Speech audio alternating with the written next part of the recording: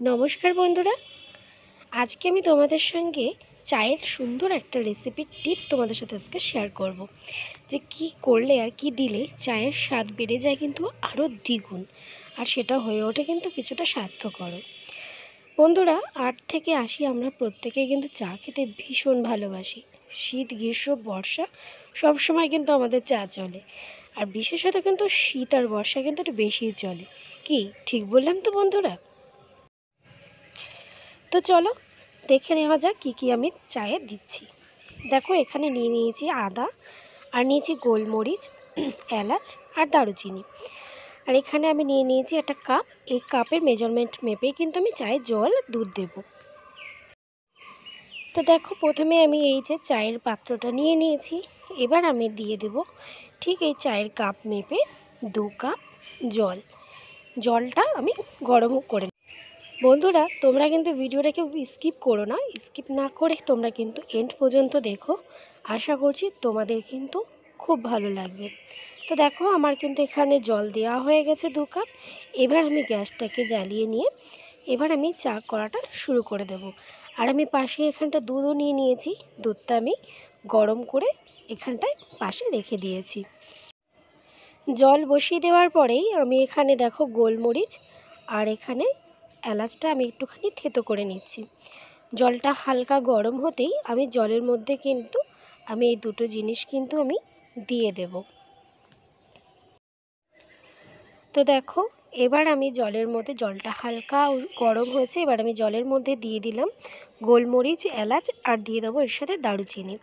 বন্ধুরা, এলাচে দিলে কিন্তু চায়ের ফ্লেভারটা কিন্তু ভীষণ ভালো আসে, আর গন্ধটা কিন্তু ভীষণ সুন্দর আসে। আর গোলমরিচ যে আমাদের স্বাস্থ্যের জন্য কতটা উপকার সেটা তো আমরা কিন্তু সবাই জানি। তো এবার দেখো, জলটাকে এবার ভালো করে একটু ফুটিয়ে, তার সাথে দিয়ে দেব কিন্তু আমি একটু আদা বাটা, আদা বাটা মানে আদাটা একটু থেতো করে আর কি আমি দিয়ে দিয়েছি। আদা কিন্তু আমাদের শরীরের জন্য ভীষণ উপকার।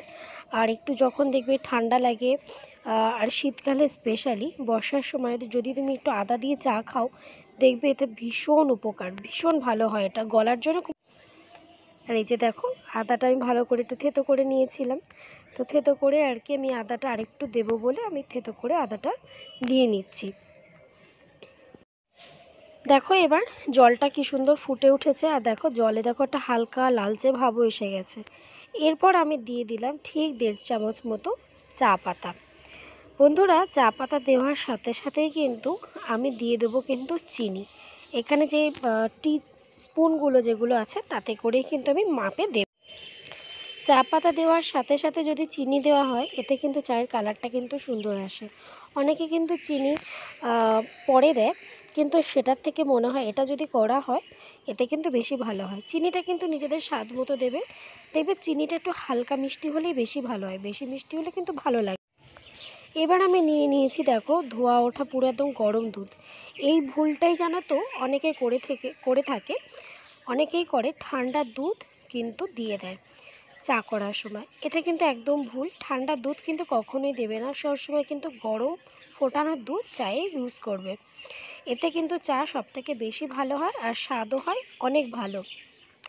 আর এখানে যেহেতু আমি 2 কাপ জল নিয়েছিলাম, তার জন্য আমি এখানে 1 কাপ কিন্তু দুধ দিয়েছি। 2 কাপের একটু কম জল নিয়েছিলাম। তোমরা কিন্তু চাইলে 1 কাপ দুধ 1 কাপ জলও কিন্তু এখানে ব্যবহার করতে পারো, সম্পূর্ণ তোমাদের। এবার কিন্তু দেখো, আমি চাটাকে ভালো করে ফুটিয়ে নেব। দেখো কি সুন্দর চায়ে দেখো একটা ঝাঁক এসেছে, দেখেছো কি সুন্দর করে ফুটে উঠছে।